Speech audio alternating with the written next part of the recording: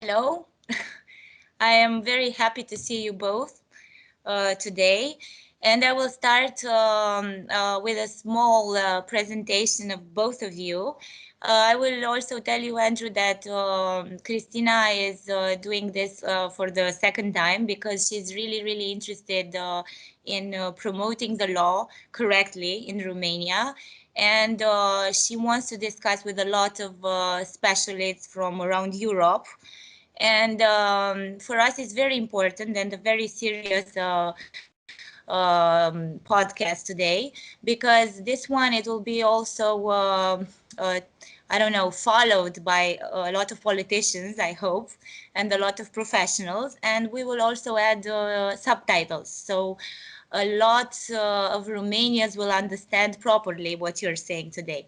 So first of all, Cristina is a member of the parliament, and she is a member of the health commission in the parliament, and she initiated the law. And she actually considered the petition that I told you that I created in the memory of my mother. And she had the power and the willingness to gather around 100 politicians around her to sign the project of law. And as I told you already, the first chamber of the parliament, the Senate, has approved it. So we have the second major step. And hopefully we will do that soon. And Cristina is already, she has a lot of knowledge about the subject, but needs your opinion as well as a professional. And I will read a few words about you because you are very important for us. So Dr. Andrew Agius is the founder and medical director of the Pain Clinic, an integrative medical center for the interdisciplinary management of chronic pain and other chronic illnesses which have not responded to conventional medication. Dr. Agius was one of the first Maltese doctors to recommend CBD to his patients, and he is now one of Malta's top medical cannabis prescribers. He is also the founder of Canatalim, an educational initiative for better understanding of the endocannabinoid system and the use of cannabis as medicine. And if I may add, I already told you, Cristina, I am trying to help the doctors that want to know more about cannabis. And the first courses that we did online with a few doctors until now were done by Andrew. So Andrew, because he's very busy, he has a lot of patients and he's working until night with children back home. And I don't know how he deals with both of the job courses and trainings and the children and family.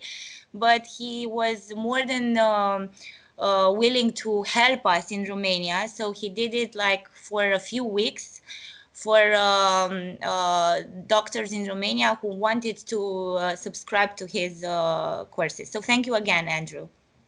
My pleasure. Cristina, if you want to ask something in the beginning, or should I start? We can go ahead and get out some information that's very important as well, because here we deal a lot with misinterpretation. A lot of the times when we talk about the law proposal and legalizing medical cannabis, there is often an association with recreational cannabis. So I really want Dr. Andrew Agius to help us emphasize the benefits from the medical point of view and why we should not fear in any way the side effects or any potential it might have in terms of drug consumption and how that might spike. And obviously, when you talk about real experiences and real results, you can actually get the whole idea of what this could bring in terms of quality of life for many patients and how that can improve a lot. And once you put like a face to this law, I think, besides what you did with the petition, which was an amazing, extraordinary thing, and which reflects, besides the political support we gathered, that there is a real need and support coming from the society. And we should do our best to silence any fears. And obviously, the doctor can provide us with all the just arguments for that. Mm-hmm. Very good. So just to give you a bit of a background where I come from, I started working as a doctor around 20 years ago.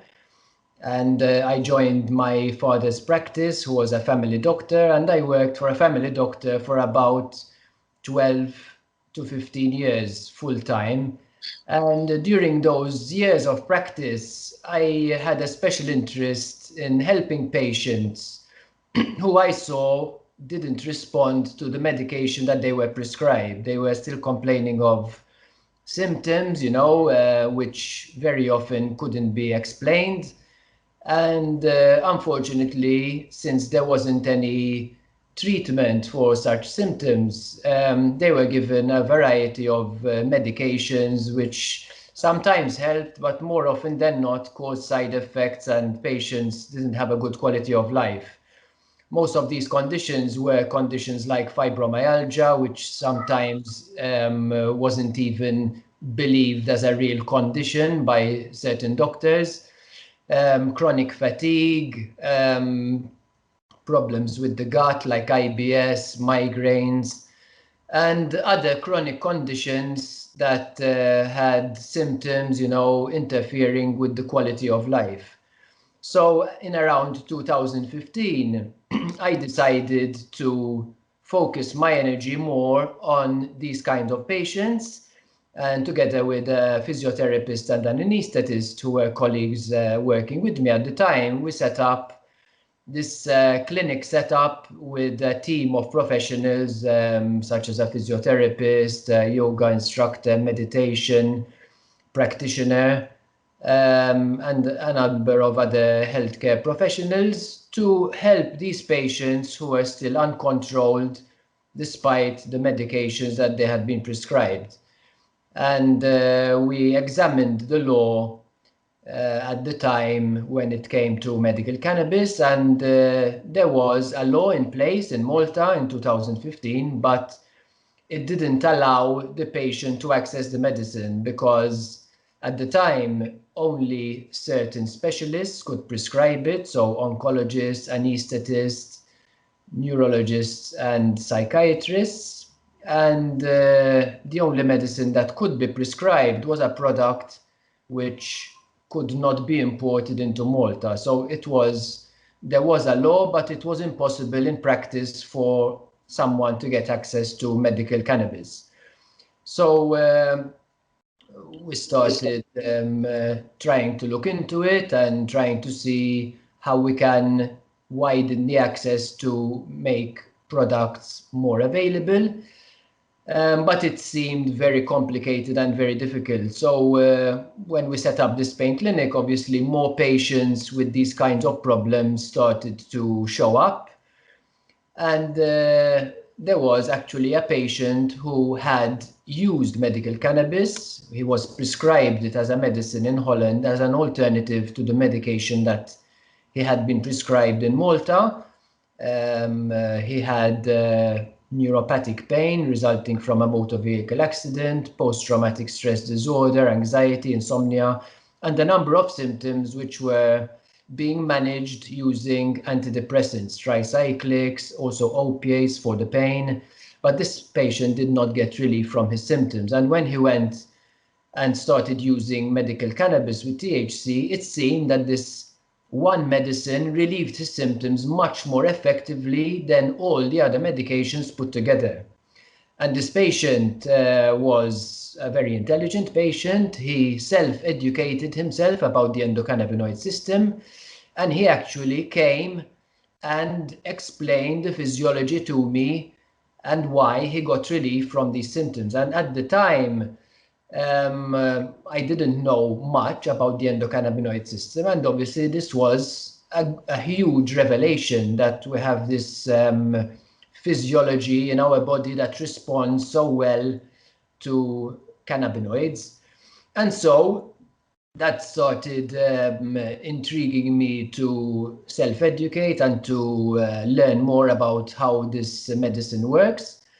And at the time, I was also consulting with other doctors in the UK who were doing research with CBD. And I saw that these doctors were getting very good results with their patients, even though CBD was still kind of an experimental drug at the time. And I had one candidate who had been a patient of mine for over 10 years, who had fibromyalgia, which was not responding to any medication as well. She had also been referred to psychiatrists, rheumatologists, and various other specialists, and still did not get relief from her symptoms. And after doing quite a bit of reading and seeing how safe it would be to recommend CBD oil to this patient, I decided that the safety was enough for me to decide to recommend it. So I asked her to buy a bottle of CBD oil, which was available online at the time. And she bought it, it was delivered, she started using it, and she started getting relief that wasn't experienced by any of the other medication that she had tried. And in fact, this patient responded very well to CBD oil alone. And within a few weeks, she started relieving her symptoms of pain, fatigue. She started doing her activities of daily living again. Within a few months, she had stopped all her 20 different pharmaceutical medications. She started losing weight at a very fast rate. And her family came to thank me that their daughter is back, from a place which they didn't know that she was kind of not the same because of the effect that the medication was doing. The effect of the medication made her drowsy and sleepy. She was still not relieved from her symptoms, and she seemed to have been reborn.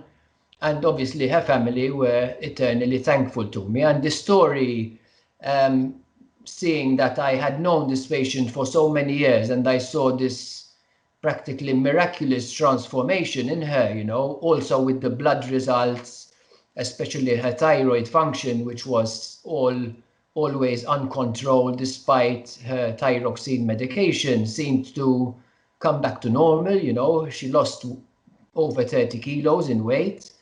And she started looking for a job, after being for over 10 years practically disabled. So as I did with this patient, I started recommending CBD oil in very low doses to other patients which had similar symptoms, and I got consistent results. Most patients found relief with this CBD oil, which was available as a food supplement. And obviously some patients responded better than others. There were patients who didn't respond. And obviously then we started trying to see why some patients responded and why others didn't. However, after about 6 months of recommending CBD oil, in the meantime, after a few months, I tried to contact the authorities, including the Superintendent of Public Health and the Chief Medical Officer, to tell them my experience with this food supplement and to ask if there is a possibility that this product could be made more widely available to patients who need it. Because this was an area that wasn't really addressed. The patients with chronic pain were just very often dismissed, given medications such as opiates or tricyclic antidepressants. But when these didn't work, there was nothing much left to help these patients. So I started talking about my case studies and telling them about the effects and about the endocannabinoid system. But after 6 months, I didn't get much feedback. So then I decided to, push it a bit further. And eventually I got an appointment with the Superintendent of Public Health, who at the time told me that CBD oil was not an approved medicine. And according to the law, it was illegal and should not be recommended to patients.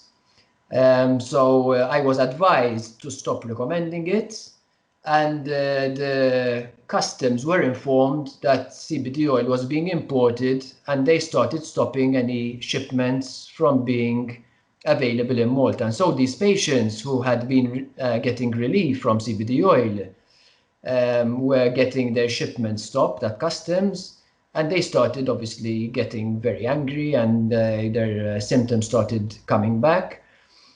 And we started getting together with the media to get these patients to speak up about the relief that they got and why, they should, and that they should be allowed to access this food supplement. And at the same time, there were more patients who turned up who were actually using cannabis with THC and found also that it helped them relieve their symptoms. And we got more and more of these patients to talk to the press and on TV.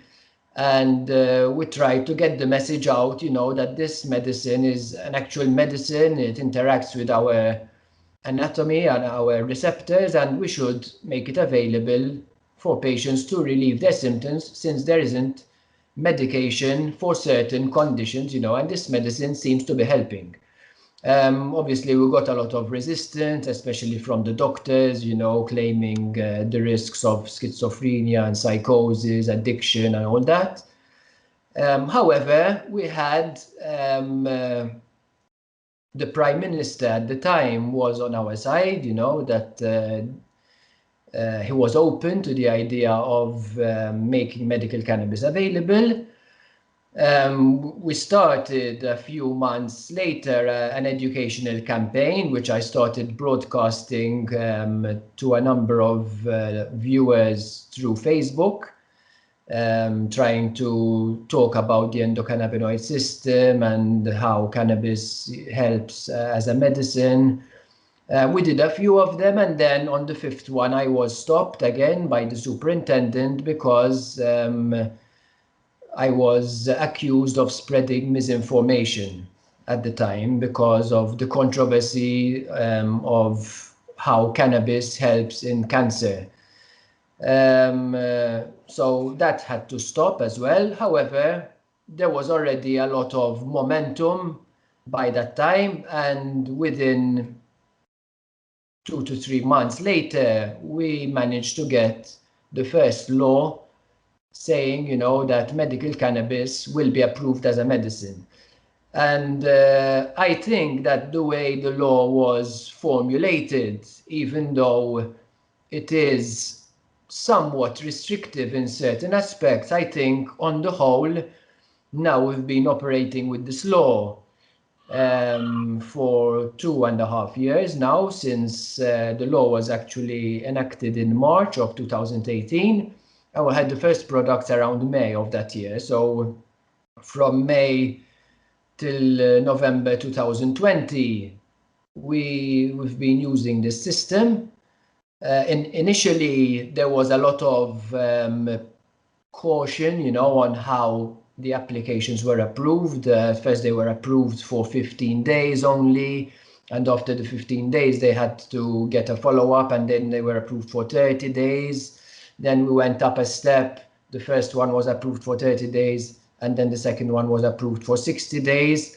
But now we have a system that's been in place for over a year, and the patient goes to the doctor, who assesses the patient and decides whether the patient is eligible to try medical cannabis as an alternative to the medication that they're on. And if they decide, then they will make an application to the Superintendent of Public Health. The Superintendent of Public Health does some investigation on the patient, including, for example, if they've ever abused drugs in the past, if they've ever had any court cases, any trouble with the police, if they drive as a living. There are certain conditions that, as doctors, we're advised to be cautious about. And then there are some conditions where the patient is completely excluded from being able to access the medicine. And with this, I don't fully agree, because this mainly involves patients who have had a drug problem in the past. I have patients who 30 years ago went for a detoxification program because of heroin abuse at the time. It might have been, you know, a few months or a few years, but these patients have been clean for 20, 30 years, you know. Now they have families, and they still have symptoms of pain, symptoms of arthritis, and they're still suffering, but they're not allowed to access cannabis as medicine because of something that happened 30 years ago. And I think these patients should also be given a chance. So with that, I don't fully agree.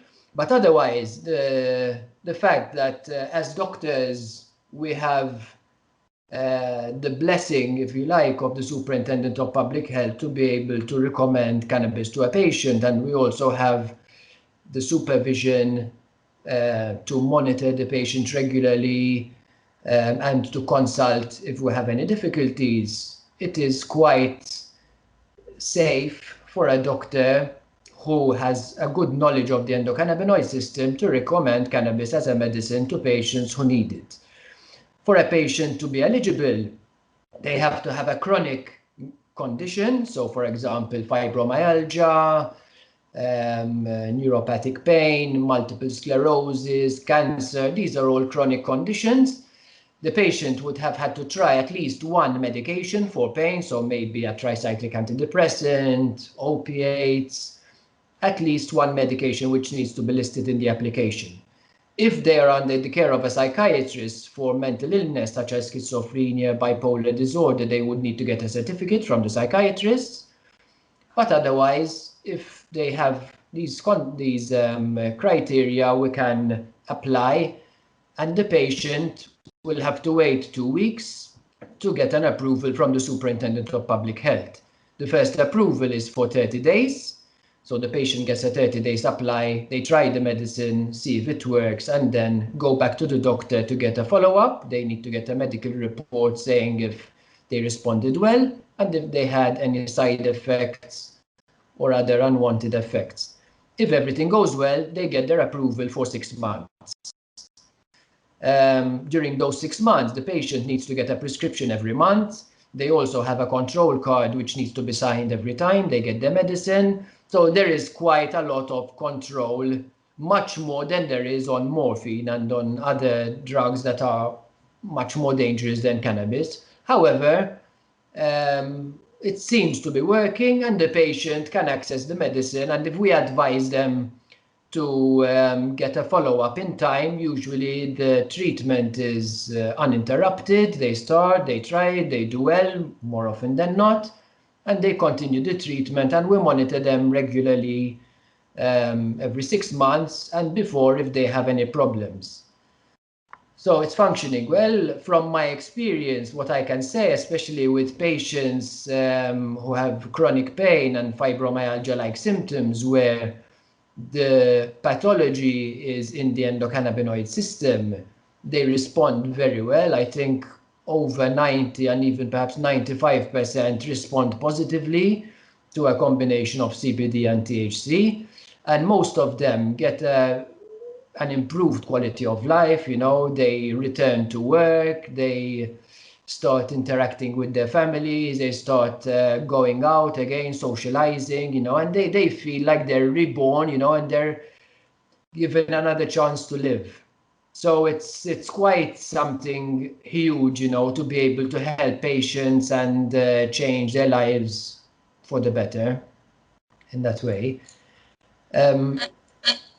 I want to ask you something, because in the beginning you said that you had patients that were using only CBD, and I want for you to be clear, for the people who follow us now, to understand correctly, why is CBD not enough and it's for us, because the debate is on THC in Romania. We also have CBD, as you know, and it's a food supplement. It's not well regulated until now, but it exists, so we can buy it. We have these problems that because of the tests, you don't know exactly which quantity, which quality of CBD you are providing to the patients, but we can buy CBD. The problem now is THC. So I want to ask you, why do you recommend THC, and why is it better because of the entourage effect? Why is it better to use it both? And also, because of that, probably the next question that Cristina probably will want to ask is about the addiction, because another big question in our country is the fear of addiction of THC, you know, and there are in the media, there are a lot of, I don't know, had news and a lot of, it's not good to see that they are showing people which are looking awful and are saying, look, these are the drug addicts, and if they are using cannabis as well, they could look like that, and your children and your family could also feel and react like that. So it's very important for you also to share with us your experience, as I already know that your patients are not like that. Alexandra, if I may, I think you pointed out quite well a parallel between using medical cannabis and morphine. So that's very important to say, that we should not exclude something from a medical treatment just because of our fears, because we have the law and we can rule in such a way that there's no chance of abuse. And by what you have told us, it's even more strict to access medical cannabis than it is to access morphine, which I think we might have done as well with our law proposal, as in the rules are so strict. And we should pay very careful attention, even to the fact that we might complicate a bit things, even for the CBD part, which is the food supplement as it is considered right now. So in our desire to eliminate any fears and any possibilities of abuse in terms of drug abuse, we've gone very far in terms of laying down the law. And we are benefiting very much from your experience. So we should not make the same maybe mistakes in terms of making it too hard to access or too bureaucratic in the end, so that the patient does not benefit at the end of this law. And we make it too complicated even for doctors to prescribe it and for them to get a good quality product. So yeah, getting back to the THC and the importance of THC, it is essential because we do have CBD now, but at the same time, it is not recognized as a medical supplement or like a medical component. So it is not recommended by doctors, not officially. It is not prescribed. It is not controlled in a medical kind of way as we should. So it is important, yes, to understand the potential of CBD as the medical use together with the THC, and that obviously you can give us more details about. So I just want to explain briefly that it's very important for doctors to understand the endocannabinoid system, to understand why cannabinoids are needed and how they interact. And I think when I learned about the endocannabinoid system, it was a missing part in my knowledge. And now that I understand why certain symptoms come about, I can explain, that this happens because of the physiology of the endocannabinoid system. And chronic pain, which is the most common condition where medical cannabis with THC gets prescribed, actually occurs. The pathophysiology is in the endocannabinoid system. We have a widespread system of receptors that controls homeostasis, which is keeping all the electrical activity and all the neurotransmitters within normal ranges. And when the endocannabinoid system is dysfunctional, there is a problem in it, there is loss of homeostasis. So we have excessive electrical activity in this system of nerves. We get more pain signals, we get burning, we get numbness, tingling, muscle spasms, contractions, insomnia, anxiety, all symptoms of a hyperactive nervous system. And by targeting the endocannabinoid system, we are able to control this homeostatic mechanism and reduce the electrical activity. So the effect of cannabinoids is to calm this electrical activity, and as a result, we get reduced pain, better sleep, better anxiety, less depression, better gut function, and all the symptoms that were out of control usually restore normal function. CBD works by enhancing the cannabinoids that our body already produces. So we know that we produce anandamide and 2-AG, they're endocannabinoids. To increase our level of endocannabinoids, we can do various things, like, for example, exercise and eating certain foods to help the endocannabinoid system, reducing stress through meditation. These are all positive things that enhance the function of the endocannabinoid system naturally. And CBD also enhances in this way. So that's why certain patients who might have a low level of endocannabinoids in their receptors, in their systems, with a bit of CBD usually get a positive effect, because this level is enhanced and the body makes use of the endocannabinoids that are already present. However, when the extent of disease is more severe, CBD doesn't work because the body doesn't have enough endocannabinoids, and the endocannabinoids need to be replaced with THC. THC is identical in structure and in function to anandamide, our natural endocannabinoid, and it interacts directly with the endocannabinoid receptors, the CB1 receptors. And if we don't have THC, we cannot help 75% of the patients that complain, that present with chronic pain. So THC is extremely important as part of the medicine cabinet. You know, it's the main component that interacts directly with the receptors and that produces therapeutic effect in most patients. And patients who are using CBD alone sometimes get a good response in the beginning, and then the response tends to die down and they don't respond. When it comes to the addiction and the tolerance part, we always advise patients of the dangers or the possible complications or side effects associated with THC. We always recommend to use THC in the lowest effective dose. Usually we recommend up to 0.5 gram of flower per day, but sometimes patients need more than that.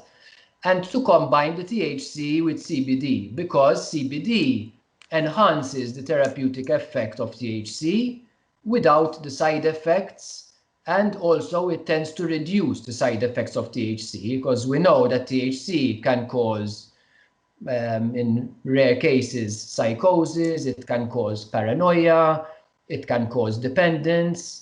And we do have patients who come to us who already smoke 5 grams of cannabis a day.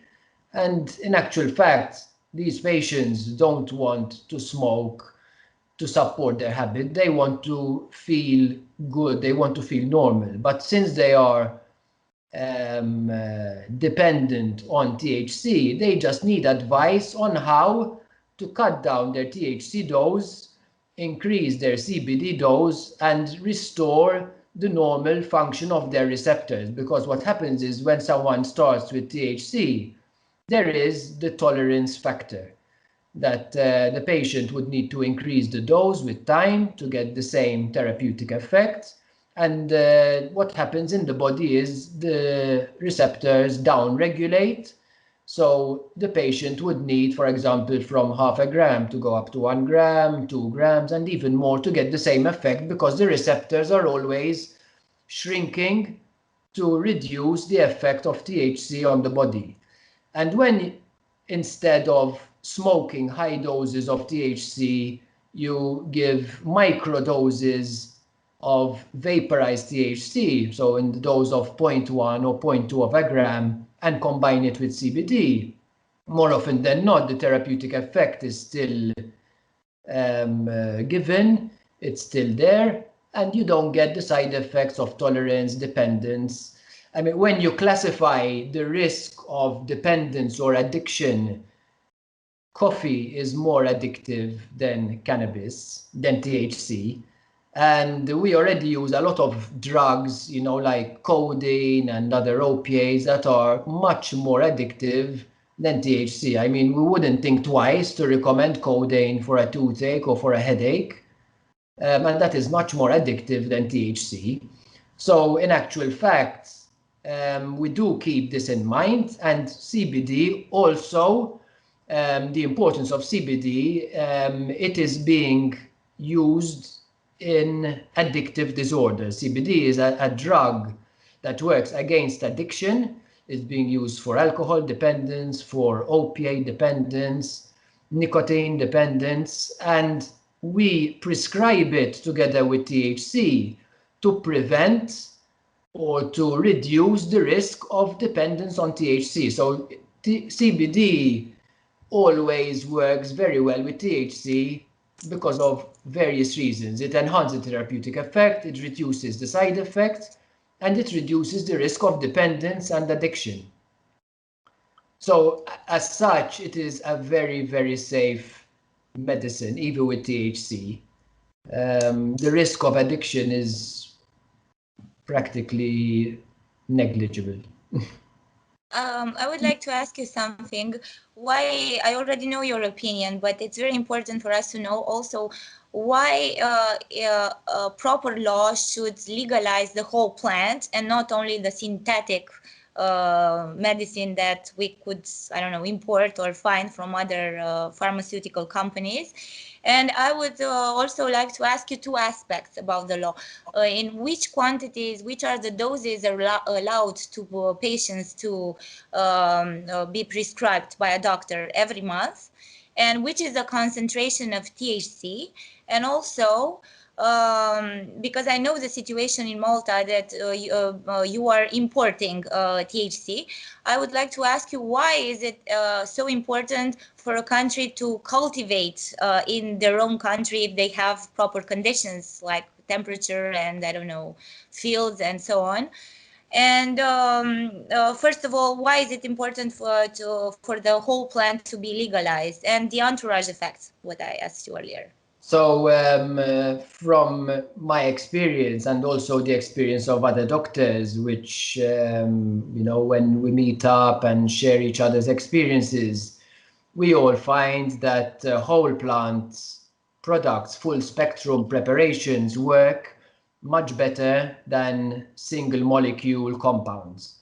The reason is because of the entourage effect, which is the synergistic effect of THC, CBD, the other minor cannabinoids that are present in a full spectrum extract, like for example CBG, CBC, CBN, which are usually present in low percentages, and also the terpenoids and flavonoids, which are other therapeutic compounds in the plant that are not cannabinoids.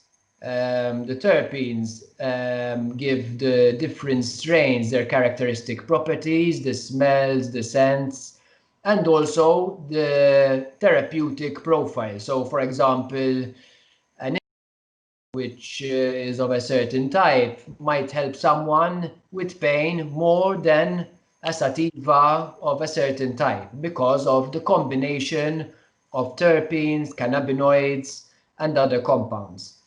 It's true that ideally for a medicine to be licensed, to be used and to be approved, it should have gone through certain tests, certain blind placebo-controlled clinical trials, But this is not always possible. And to do these trials, you need to investigate one compound. So it's THC, CBD. And even though we know that THC is therapeutic, we also know that when THC is found in a preparation with other cannabinoids and terpenes and other compounds in the plant, it works better. So what we need, apart from these clinical trials, we also need observational studies, and we now started recently collecting data from patients who start using this medicine to document their improvement.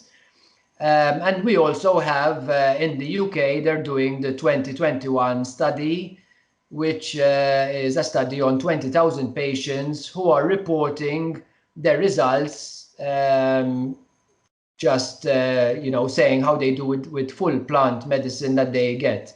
It's very difficult to study all the cannabinoids and all the terpenes and try to see what produces the therapeutic effect and what helps with certain symptoms and what helps with others. Obviously, we're doing it, we've started, but this will take years of research and years of study, and patients cannot wait. Patients need to be relieved now. 1/5 of the world's population suffers from chronic pain, 20%. This is statistics worldwide, in Europe, in Malta, we've done the same study, 1 in 5. And I would say that this percentage is increasing. The number of patients who have had COVID infections have very often complications of chronic pain because of the effect on their immune system and also on the endocannabinoid system. This pandemic has stressed us out very much, in many ways, and stress also affects the endocannabinoid system. So I would expect that this 20% will go up in the next few years. So there is definitely a need for this medicine, because imagine 1/5 of the population isn't having a good quality of life because they're living in pain, which is uncontrolled in at least 50% of these cases. So I think it is something that is needed worldwide. Okay, so from my part, I think it's a very useful information. If you can just in the end tell us the doses and which is allowed for the patient to have So it. what we do, usually, since we have only flower in the pharmacy, we have 4 strains of cannabis flower. We have 3 with high THC, and 1 is a mixed strain with 6% THC and 8% CBD. And the others are, the sativas have 22% THC and no CBD, and the indica has 20% THC. What we always recommend is if someone is using the THC only preparation, they need to be consuming a preparation of CBD in another form. So for example, CBD oil, or maybe they're vaping it as well, to have a balance between THC and CBD. And for those who are going for the strain with CBD and THC, we have our minds at rest unless they're also consuming a lot of THC as well, that they're balanced. This effect also is to cover us because when someone goes to a psychiatrist, a patient, and they tell the psychiatrist that they're consuming cannabis, automatically or very often the psychiatrist prescribes an antipsychotic because of the psychotic effect of THC. So we prescribe, or we recommend also CBD, which is also an antipsychotic, besides having other advantages, as we mentioned. So we're covered, by having a balance between THC and CBD. The dose that we prescribe, usually we start with 1 to 2 grams a day for the the average patient. Obviously, most patients would consume much less than that. But since they need to come back for a follow-up and they need to wait for their second approval, if they find that the medicine is helping them, they usually stock up a bit to be able to continue the medicine uninterrupted. So we give them 30 to 60 grams allowance on their first approval. Obviously, patients who are already consuming and who are tolerant to THC will go up a bit, but I never prescribed more than 4 grams daily. So usually 3 grams is the maximum, and I have very few patients who are on 4 grams a day, but the average is 1 to 2 grams a day, which obviously many patients use much less than that. Can I just come back to Alexandra's last question, which was regarding the cultivation, basically producing your own cannabis, because we included this in our law proposal, and we believe that is very important, especially now talking about the economical crisis that will go along with the pandemic, and how important this would be, yes, to give a boost to the economy and create also a lot of jobs. So tell us what happened in Malta, why you're not producing any of it. So in Malta, we, a few months after the law to be able to prescribe cannabis was passed, we also had a second law that allowed manufacturing. And in fact, things were a bit delayed because of all that was happening this year, but hopefully in the next few months, we're going to have factories in Malta who are importing product from overseas and processing it in Malta, repackaging and producing oils and other preparations. And we'll have new products produced locally for the Maltese market and also to export to the European Union. To represent the patients a bit, we know that it's very important for a patient to have access to safe medicine that is ideally produced in a GMP facility, that is, we know that the dose is what it is and that it doesn't have any harmful compounds. But having said that, not all patients can afford to pay the high prices that this medicine costs. So we also have a number of patients who have reached out to us because they would like the right to grow their own medicine.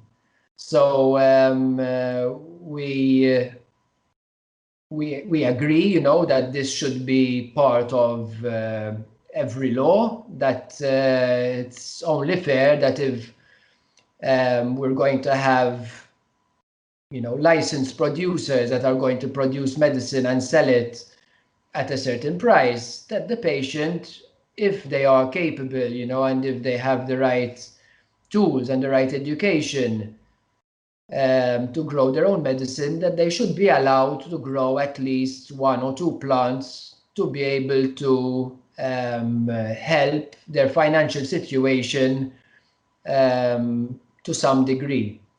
In Malta, for the time being, as far as I know, we're not going to be growing it, but obviously our areas are much smaller. So obviously if there are large areas where, you know, there's the possibility of growing it and it could be controlled temperature controlled environment, you know, it's definitely a good idea to have, you know, the medicine cultivated and processed all in one place. Thank you for that answer. And I'm sorry for the little interruption. This is the risks of working from home, but we've adjusted, as we might say. And thank you once again for all your support. It's very precious for us, your experience. And to me, it seems that things have moved quite fast and efficient in Malta, even though there might have been some hiccups along the way, which is normal in this process. So hopefully, once we get through the pandemic and the tension that we all face in this moment, we will get the proper attention to proceed further with this law proposal, which is now, as Alexandra mentioned, in the Chamber of Deputies, which is where the final decision will be taken with final vote there. So yes, thank you once again for all the information, for all your support, and it's been very precious for us. It's my pleasure, and I wish you luck. Thank you. Thank you again, Andrew, and I would like to ask you once again, if we raise interest in our doctors in Romania, maybe we should find if you have time, of course, to organize proper trainings for more and more doctors in Romania, because I know that the information and the education is also a very important part of this. It's not only the law, but also the education of the doctors and also of the patients. So if you could also help us with that, thank you again. You already started that. So I'm very grateful for you for doing this today as well. Thank you again, both of you. My pleasure. Bye. Have a nice day. Thank you.